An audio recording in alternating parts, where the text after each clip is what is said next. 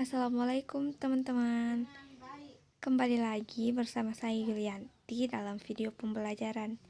Dalam video pembelajaran kali ini kita akan membahas mengenai prinsip dasar dan ruang lingkup komunikasi. Apa itu komunikasi? Komunikasi secara umum merupakan suatu aktivitas penyampaian informasi, baik itu pesan, ide, gagasan dari satu pihak ke pihak lainnya yang dilakukan secara langsung maupun tidak langsung. Ketika berkomunikasi, terdapat komponen komunikasi. Komponen komunikasi terbagi menjadi 5. Yang pertama ada komunikator. Komunikator merupakan pihak yang mengirim atau menyampaikan pesan kepada komunikan. Yang kedua, pesan. Pesan merupakan suatu yang disampaikan oleh komunikator. Yang ketiga, media. Media merupakan alat yang digunakan untuk menyampaikan pesan. Dalam hal ini, media komunikasi dapat berupa lisan, gambar, tulisan, atau film. Yang keempat, ada komunikan. Sebagai penerima pesan yang diberikan oleh komunikator. Yang terakhir ada efek. Efek memiliki makna perubahan yang diharapkan akan terjadi sebelum dan menerima informasi bagi komunikator. Ketika kita berkomunikasi juga terdapat proses komunikasi. Proses komunikasi terbagi menjadi 2, yaitu proses secara primer dan secara sekunder. Proses komunikasi secara primer ialah proses yang menyampaikan informasi atau perasaan seorang kepada orang lain dengan menggunakan lambang sebagai media. Lambang dalam proses komunikasi secara primer adalah isyarat, gambar, warna, gestur, dan bahasa. Lambang ini juga secara tidak langsung dapat menginterpretasikan pikiran seseorang. Yang kedua adalah proses komunikasi secara sekunder.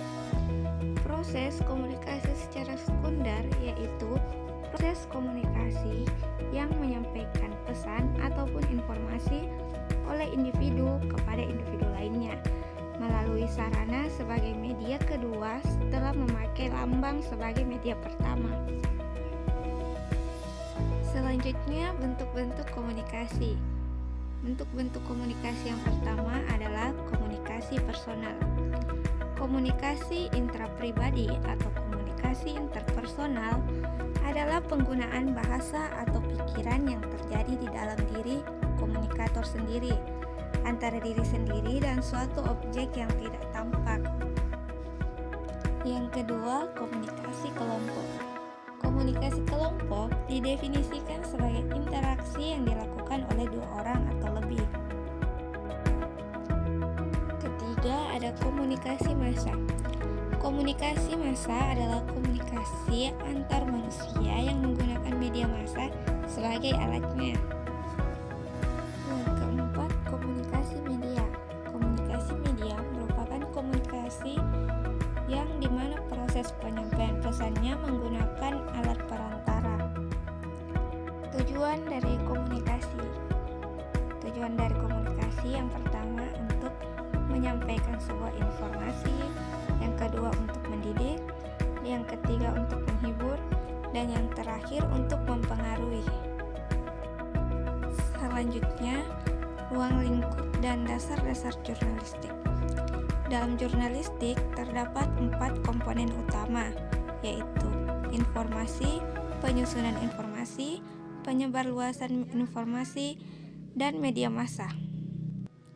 Prinsip jurnalistik adalah asas atau dasar jurnalisme yang menjadi pedoman wartawan atau media dalam bekerja. Prinsip jurnalistik merupakan pedoman etis para wartawan yang berlaku universal.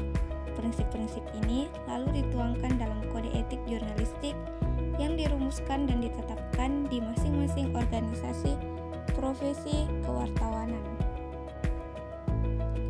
Adapun 9 prinsip jurnalistik.